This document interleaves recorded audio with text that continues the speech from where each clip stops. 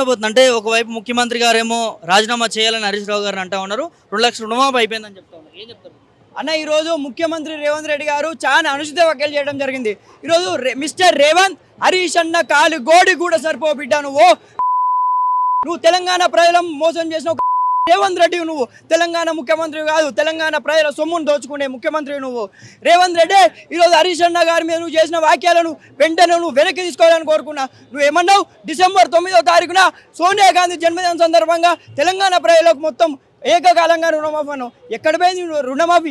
ఏడబడినది రుణమాఫీ? కొడంగల్ పడినా నీ రుణమాఫీ? కొండారెడ్డి పల్లెలో పడినా నీ రుణమాఫీ? ఎవరికి ఇచ్చినావు రుణమాఫీ? ఈరోజు నేను అడుగుతున్నా. ఆగస్టు 15 డిసెంబర్ 9వ తారీఖు లోపు 40,000 రైతులకు నువ్వు రుణమాఫీ అని చెప్పినావు. ఈరోజు ఏమన్నావు?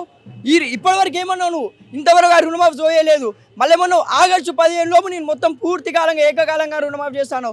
ఎక్కడ పోయింది నేను రుణమాఫీ?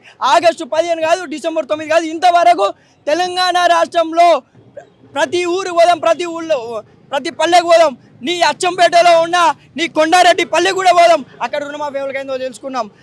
మాట్లాడే ముందు హద్దులో మాట జారకుండా నోరు అదుపులో పెట్టుకొని మాట్లాడాలని హెచ్చరిస్తున్నావు. హరీష్ అన్న అంటే త్యాగాన్ని తెలంగాణ రాష్ట్రం కోసం పదవులను త్యాగం చేసిన వ్యక్తి హరీష్ అన్న. తెలంగాణ రాష్ట్ర ప్రజల కోసం, తెలంగాణ రాష్ట్ర సాధన కోసం ఎన్నో ఉద్యమకాలం నుండి ఉద్యమకారుడిగా పోరాటం చేసి కేసీఆర్ గారు విన్నట్టుంటూ తెలంగాణ రాష్ట్ర ప్రజల హక్కుల కోసం పోరాటం చేసిన వ్యక్తి ఈరోజు తన్నీర్ హరీష్ రావు గారు. ఈరోజు నువ్వు హరీష్ అన్న అనే హక్కు నీకు లేదు. హరీష్ అన్న ఏమన్నాడు? 6 గ్యారంటీలు, 420 హామీలు, రుణమాఫీ ఏకకాలంగా నువ్వు చేస్తేనే నేను రాజీనామాకు సిద్ధమన్నావు. నువ్వు ఎక్కడ చేసినావు? 6 గ్యారంటీలు అయిపోయినాయా? 420 హామీలు అయిపోయినాయా? రుణమాఫీ అయిపోయిందా? 40,000 కోట్ల రుణమాఫీ అయిపోయిందా? మళ్ళీ ఆగస్టు 15లోపు 31,000 కోట్ల రుణమాఫీ అయిపోయిందా? ఎక్కడ పోయింది నువ్వు రుణమాఫీ? ఆలోచించి మాట్లాడు మిస్టర్ రేవంత్ రెడ్డి. రాబోయే రోజుల్లో తెలంగాణ ప్రజలని మీద తిరగబడే రోజు దగ్గరలోనే ఉంది. రాబోయే రోజుల్లో అతి కొద్ది రోజుల్లోనే తెలంగాణ రాష్ట్ర ప్రజలు, తెలంగాణ రైతాంగం నీ మీద తిరగబడుతుంది. నిన్ను తరిమి తెలంగాణ రాష్ట్రం నుండి గెంటేస్తానని నేను తెలియజేస్తున్నా. ముఖ్యమంత్రి స్థాయిలో ఉండి హరీష్ రావు గారిని అంటే పర్సనల్గా దూషిస్తూ అనుచిత వ్యాఖ్యలు చేస్తారు, అన్పార్లమెంటరీ లాంగ్వేజ్ యూజ్ చేస్తారు. ఏం చెప్తారు దీనిపై? అన్న ఈరోజు రేవంత్ రెడ్డి అనే వ్యక్తి చదువురాని వ్యక్తి. రేవంత్ రెడ్డికి చదువు రాదు. చిన్నప్పుడు నాకు తెలిసి స్కూల్ కూడా పోలే కావచ్చు. ఇక్కడనే నారాయణగూడ ఉంటాను, 2 కిలోమీటర్లు. నారాయణగూడ గోడలకి పెయింటింగ్ చేసిన వ్యక్తి రేవంత్ రెడ్డి. అతనికి ఏం తెలుసన్నా ఈరోజు విలువలు? ఈరోజు ఒక వ్యక్తి, మాజీ మంత్రివర్యులు, మంత్రి గారు సొంత వ్యక్తి, తెలంగాణ ఉద్యమంలో పనిచేసిన కీలక పాత్ర పోషించిన వ్యక్తి, తెలంగాణ ఉద్యమం కోసం తన పదులను సైతం త్యాగం చేసిన వ్యక్తి హరీష్ రావు గారు. ఈరోజు హరీష్ రావు గారు ఈరోజు నైతిక విలువలు కోల్పోయిన రేవంత్ రెడ్డి అనే వ్యక్తి కేవలం మాటలకే పరిమితమైంది. మీ మాట కేవలం మాటలకు పరిమితమైంది తప్ప ఈరోజు చేతులకు పరిమితం కాలే. మాటలతోనే చెప్తున్నారు తప్ప, సోషల్ మీడియాలో పెడుతున్నారు తప్ప ఈరోజు చేతుల్లో ఏం చూపెడతలేరు. ఈరోజు రేవంత్ రెడ్డి గారు హరీష్ అన్నలో తప్పేముంది? మీరు నిజంగా ఆగస్టు 15 లోపు 6 గ్యారంటీలు, 420 హామీలు కనుక నెరవేర్చకుంటే రాజీనామా చేయాలని చెప్పిండు. అన్న కూడా రాజీనామా చేస్తా అని చెప్పిండు. ఇక నువ్వు కదా రాజీనామా చేయాల్సింది. ఎక్కడ చేసినావు ఏకకాలంగా రుణమాఫీ? ఈరోజు ప్రతి ఊరికి పోదాం, ఎక్కడైనా పోదాం, నువ్వు ఏ ఊరు ఎంచుకుంటావు ఆ ఊరు పోదాం మనం. వాళ్ళకు రుణమాఫీ అయిందా? ఆ ఊరు మొత్తం రుణమాఫీ అయిందా? ఆ రైతుకు 2 లక్షల రుణమాఫీ అయిందా? దానికి లిమిట్స్ పెట్టిండన్న.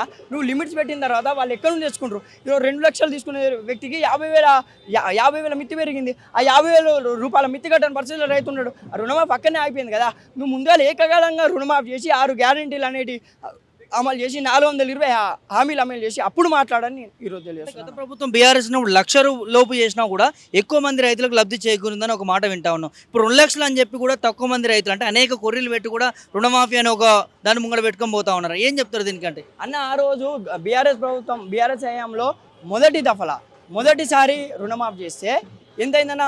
35 లక్షల మంది రైతులకు ఆ రోజు రుణమాఫీ చేయడం జరిగింది.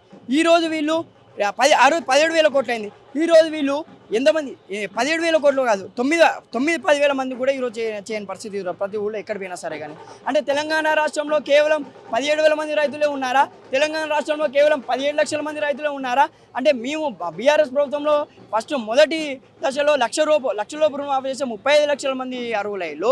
కానీ ఈరోజు నువ్వు చేస్తే 17 లక్షల మంది మాత్రం పూర్తి కాలంగా 2 లక్షల రుణమాఫీ చేస్తే 15 లక్షల మంది మాత్రమే ఈరోజు తెలంగాణ రాష్ట్రంలో రైతులు ఉన్నారని నేను అడుగుతున్నా. కొంతమంది మంత్రులు, ఎమ్మెల్యేలు, కార్యకర్తలకు మొదట సంక్షేమ పథకాలు ఇవ్వాలని చెప్పి కూడా బహిరంగంగా మాట్లాడిన అంశాలు మనం చూసినా ఏం చెప్తాం? అలా అంటే చెప్పుదో కొట్టాలి. అలా అంటే ఊళ్ళో ఉన్న జనాలు కానీ, ఊళ్ళో ఉన్న ప్రజలు కానీ, తెలంగాణ రాష్ట్రంలో ఎక్కడున్నా సరే కానీ మంత్రులను ప్రతి అందరిని చెప్పులతో కొట్టండి. ఈరోజు టీఆర్ఎస్ ఈరోజు కేసీఆర్ గారు ఏమో ట్రాన్స్పరెన్సీ పాటించాడు. ప్రతి వ్యక్తికి రైతు బంధు పోవాలి, ప్రతి వ్యక్తికి రైతు బీమా పోవాలి, ప్రతి ఇంట్లో కళ్యాణ లక్ష్మి ఉండాలి. ఈరోజు మన ప్రభుత్వమే ట్రాన్స్పరెన్సీ ప్రభుత్వం. వాడు మనోడు, వీడు మనోడు, వాడు మన పట్టోడు అని కాకుండా కేసీఆర్ మానవత దృక్పథంతో ప్రతి ఇంట్లో రైతు బంధు పడేలా చేసిండు. ప్రతి ఇంట్లో ఉన్న అమ్మాయికి ఈరోజు కళ్యాణ లక్ష్మి పడేలా చేసిండు. ఈరోజు మా కార్యకర్తకే చెందాలంటే మీరేమన్నా పైనుండి వచ్చిండ్రు? ఆ కార్యకర్తలు అంటే వాళ్ళు అందరూ మనుషులే.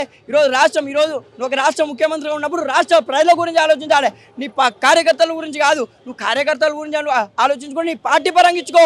నీ పార్టీలో ఉన్న వేల కోట్ల ఫండును ఖర్చు పెట్టు కార్యకర్తలుగా నేను తెలియజేస్తున్నా. ముఖ్యమంత్రికి మీ సమాధానం ఏంది? ఒకవైపు రాజీనామా చేయాలంటా ఉన్నారు, వారికి చెప్పే సమాధానం మీరు బీఆర్ఎస్ నాయకులు ఈరోజు ముఖ్యమంత్రి రేవంత్ రెడ్డి గారు కొడంగల్లో మొదలు పెడితే హైదరాబాద్ వరకు నువ్వు రోడ్డు మీద ముక్కు రాకుండా రావాలి. ఎక్కడి వరకు? హైదరాబాద్ వరకు. ఎందుకంటే నువ్వు తెలంగాణ ప్రజలను మోసం చేసినావు, తెలంగాణ ప్రజల అస్తిత్వం దెబ్బతీస్తున్నావు. ఈరోజు ఒక గొప్ప నాయకుడిని ఈరోజు తెలంగాణ ప్రజల కోసం కొట్లాడిన, ఉమ్మడి ఆంధ్రప్రదేశ్లో తెలంగాణ రాష్ట్రం కోసం కొట్లాడిన వ్యక్తి హరీష్ అన్న.